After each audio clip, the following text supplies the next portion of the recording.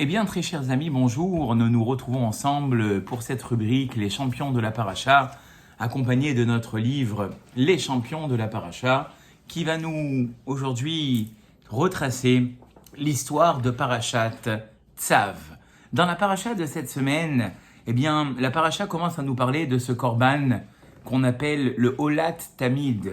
C'est-à-dire que tous les jours, dans le temple, il y avait un korban, comme son nom l'indique, approché quotidiennement. Olat Tamid. Un le matin et un l'après-midi. Dans la suite de la paracha, nous parlons de l'époque du Beth Amikdash ou du Mishkan, où à l'époque, dans ce sanctuaire-là, le feu ne s'est jamais éteint. Esh tamid tukad à la misbeach lotirbe.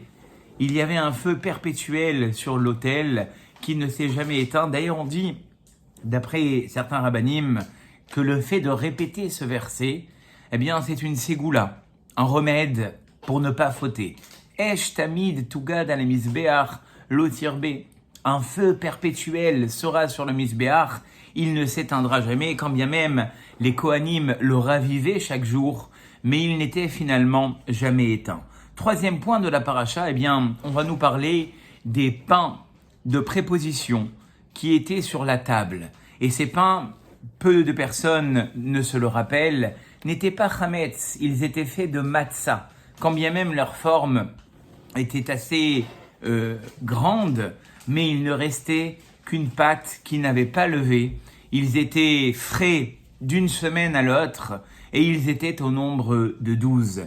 Quatrième point, eh bien, la paracha nous revient sur ce sacrifice qu'on appelle l'Holocauste, le Hola. Sa spécialité, très chers amis, eh bien, c'est que il était approché entièrement à Dieu.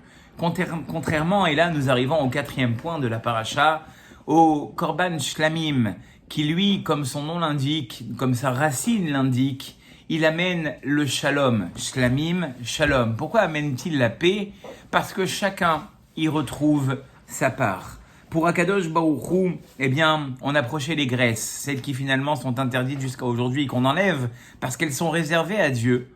Pour les Kohanim, on leur faisait don des peaux des animaux pour qu'ils puissent après ou en faire peut-être un Sefer Torah ou en faire des habits.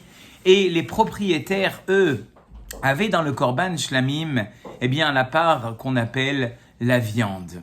Enfin, sixième point de la paracha, on parle de pureté et d'impureté. Au regard de la Torah, quand une récolte a été mouillée, si jamais un reptile viendrait à y mourir et laisserait son cadavre, parmi les reptiles, les reptiles, la taupe, le rat, le lézard, le crocodile, la salamandre, la limace, le caméléon et la tortue. Eh bien, à ce moment-là, cette récolte deviendrait impure. Et ce que nous avons gardé jusqu'à aujourd'hui, très chers amis, c'est que il y a des liquides, yaïn, le vin, dvash, le miel, shemen, l'huile, chalav, le lait, tal, la rosée, dalet, c'est dvash, le miel, et même maïm, l'eau. Eh bien, excusez-moi, dam, c'est le sang. Le deuxième dalet, c'est le sang.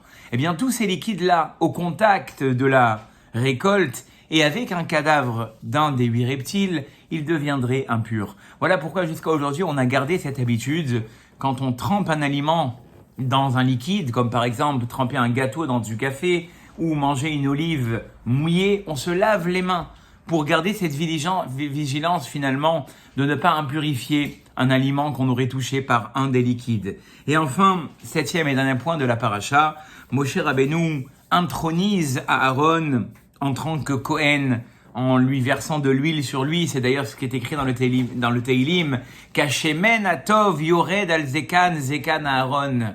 Comme la bonne huile qui descend sur la barbe d'Aaron, et on dit que cette huile n'a jamais disparu, il y avait quelques gouttes sur la barbe d'Aaron qui montraient qu'il avait été sanctifié. Voilà donc, très chers amis, le résumé de la paracha. Il ne vous reste plus qu'à poser des questions à vos enfants une fois leur avoir raconté. Je vous laisse, si vous ne l'avez pas encore, commander ce livre sur le lien qui apparaît en haut. Et je vous dis à très très bientôt pour les champions de la paracha.